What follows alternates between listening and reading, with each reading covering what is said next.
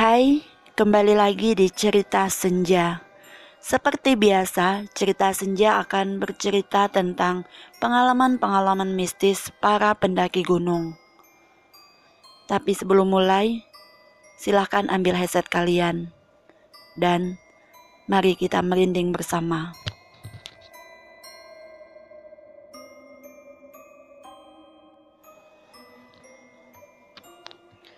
Pendakian Gunung Merbabu via Tekelan.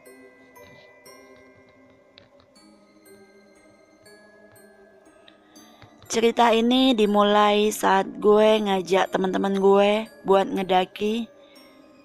H-3 itu jumlah peserta yang oke, siap ada 4 orang. Tapi sampai hari H, hanya 1 orang saja yang siap nemenin gue ke Merbabu. Kita berdua berangkat dari Kudus Jateng itu sekitar pukul 9 sampai 10 malam ya. Sekitar jam 9 atau 10 malam. Dan sampai base camp Tekelan itu sekitar jam 1 malam. Sepanjang jalan aman saja. Kita berdua naik motor dari Kudus ke Salatiga. Sampai di base camp seperti biasa. Kita ngopi, ngerokok, sambil ngobrol-ngobrol santai sama orang yang bertugas. Dan malam itu kita tidur di base camp. Sepakat bakal naik pagi-pagi. Keesokan harinya, hari masih pagi sekali. Kita bangun dan mandi, lalu sarapan serta ngopi, dan yang pasti repacking untuk pendakian. Kita mendaki jam 8 pagi. Jalan santai seperti biasa. Dan tiba di pos 1 atau pos pending, kita ngisi air untuk minum dan masak di atas nanti. Begitu selesai kita lanjut jalan. Dan di pos 2, setelah lereng putih, kita istirahat sebentar sambil melihat pemandangan yang indah. Saat itu pos 2 berada di pinggir tebing yang lumayan tinggi. Jadi pemandangannya di bawah itu terlihat sangat jelas sekali. Jalan santai kita sampai di pos 3. Di pos 3 ini kita istirahat makan. Saking santainya, kita istirahat di sini mungkin sekitar 1 sampai 2 jam dan kita lanjut lagi.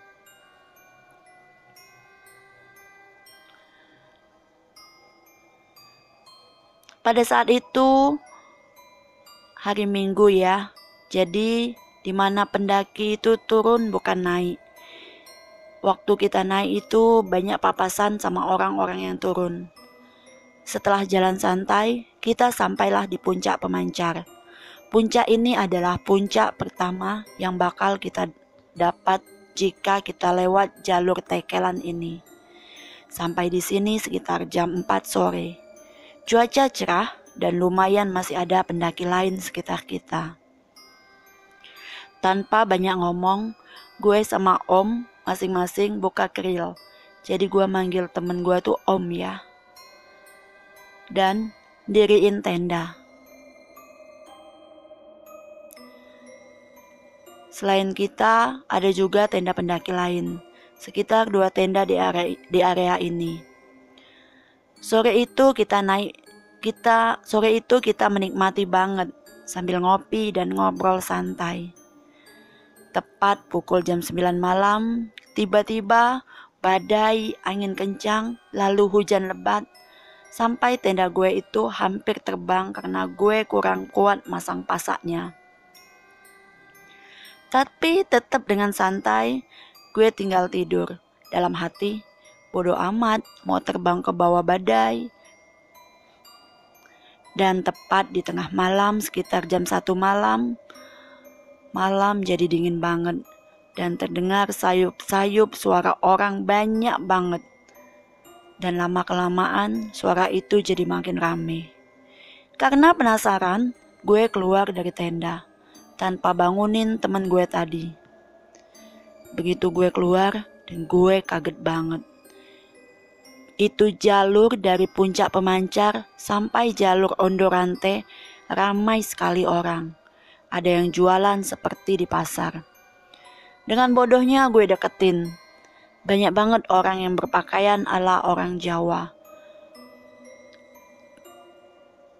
Dan yang belanja ada yang jualan juga. Jadi mereka itu seperti memakai pakaian orang Jawa pada zaman dahulu.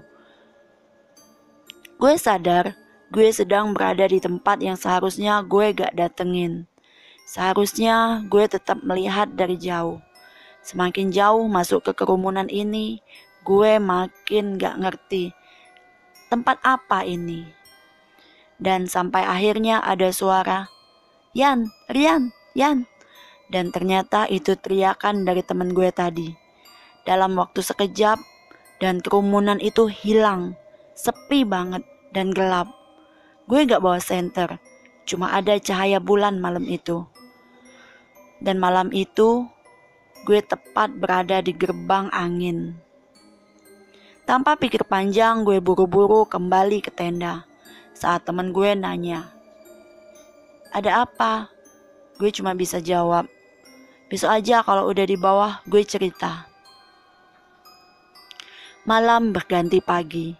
Seperti biasa, jika pagi datang, kita sumitlah ke beberapa puncak di sana.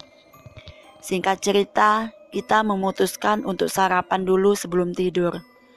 Dan jam 10 pagi kita turun. Setelah packing, sampah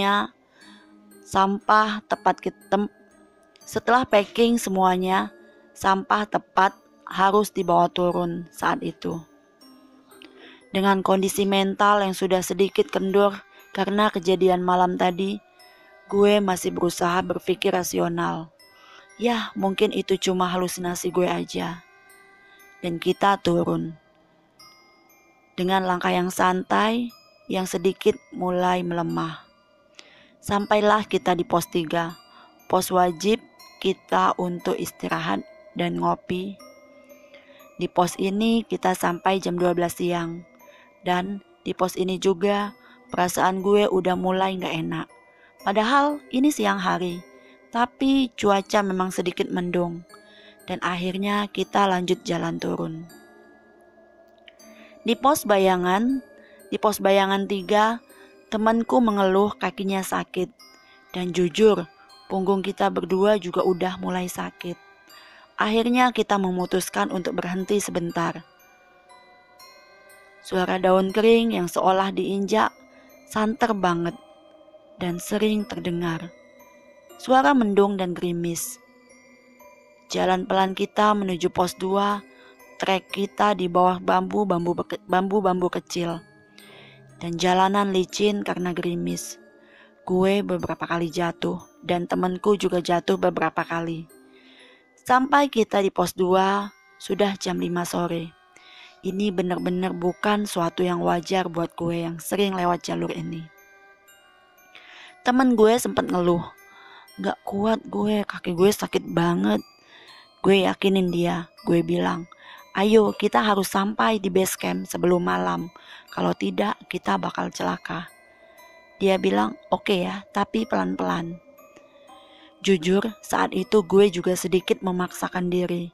Karena gue juga merasakan apa yang temen gue rasakan.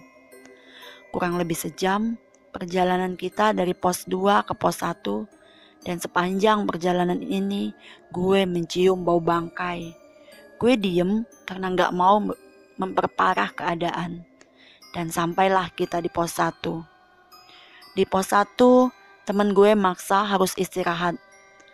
Sebatang dulu sambil selonjoran. "Oke, iya ayo istirahat." Pas gue bakar rokok, kabut tiba-tiba turun.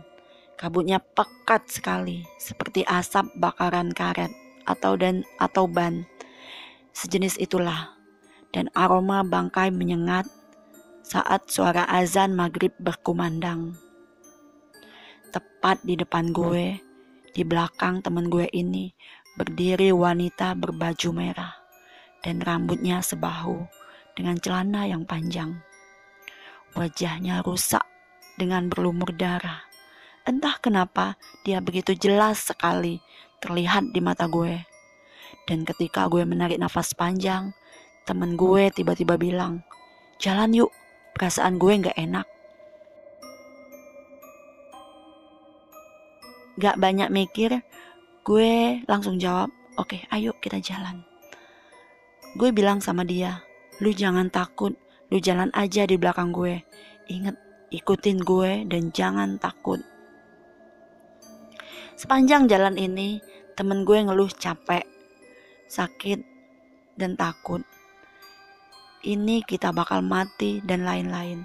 Dan itu yang dia keluhkan. Sampai akhirnya kita ada di persimpang jalan. Dia bilang, "Kanan Yan, kanan. Jangan, ke kiri." Dia ke kiri, gue takut. Gue bilang sama dia, "Om ikuti gue, jangan hilang akal lu. Kalau lu rewel, gue bakal tinggal lu di sini." Dia masih aja ngelantur. Gue tampar dia supaya dia mau sadar. Sampai dia diem dan nurut. Sepanjang jalan ini, si perempuan itu memang selalu berada di sisi kiri kita. Dan sesekali ada di depan gue. Dan dia melayang, bukan berjalan. Gak lama kemudian, kita sampailah di perkebunan warga. Dan seketika itu, cuaca menjadi cerah. Dan perempuan itu tiba-tiba menghilang. Seperti kabut yang menghilang. Dan gerimis pun berhenti. Kaki sudah gak sakit lagi. Dan semua seolah kembali normal seperti pertama kita mau naik. Akhirnya kita sampai di perkebunan warga. Dan akhirnya ini tempat sudah mulai ramai. Oke, demikianlah ceritanya. Dan ini ceritanya udah sampai di sini aja ya. Jadi kesimpulannya sepanjang dia turun itu dia mengalami peristiwa mistis dan diikuti oleh wanita ya. Wanita yang berwajah menyeramkan. Cerita ini gue ambil dari salah satu akun Twitter @bangrians ya. Teman-teman boleh follow akun tersebut ya. Terima kasih yang udah menyimak cerita ini dan terima kasih untuk teman-teman yang udah ngedengerin cerita ini. Jika teman-teman punya cerita-cerita horor seputar pendakian gunung, teman-teman boleh kirim email ya ke email saya. Nanti emailnya saya sertakan di description box dan ceritanya akan saya bacakan di episode selanjutnya. Oke, terima kasih dan sampai jumpa di episode selanjutnya.